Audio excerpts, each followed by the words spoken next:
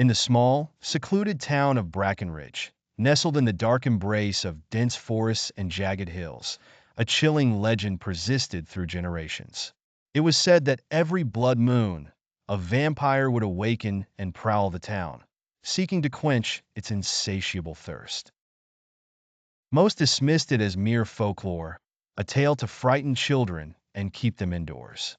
But on the night of the blood moon, the horror was all too real.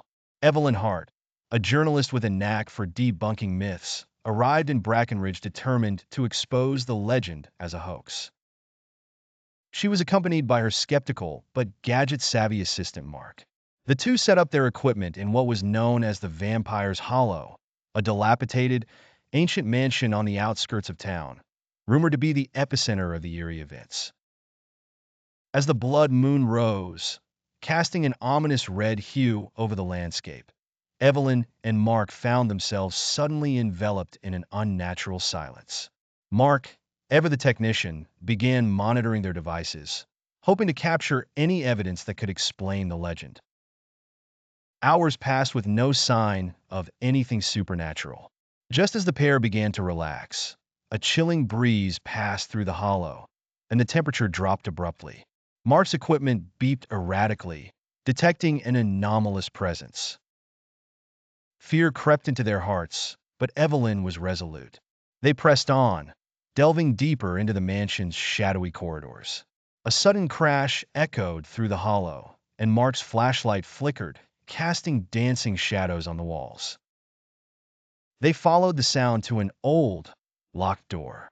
With a rusted key they had found earlier, they opened it to reveal a hidden room, where a dusty, coffin-like box lay ominously in the center. As they approached, the box's lid creaked open, and out emerged a figure draped in black, its eyes glowing a menacing crimson. The vampire, once dormant, now stood before them. Evelyn and Mark froze in terror. The vampire's gaze locked onto them, and it moved with unnerving speed. Mark, thinking quickly, grabbed a crucifix from his bag and brandished it. The vampire hissed and recoiled, but it was not enough to stop the creature. Evelyn, remembering an old text she had read, fumbled for a vial of holy water in her pocket. With a swift motion, she flung it at the vampire, causing it to emit an ungodly shriek as smoke rose from its burning skin.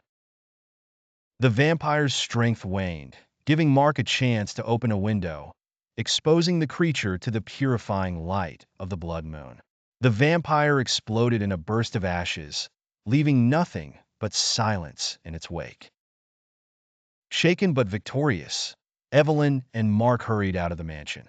They knew the legend of Brackenridge was more than just a tale.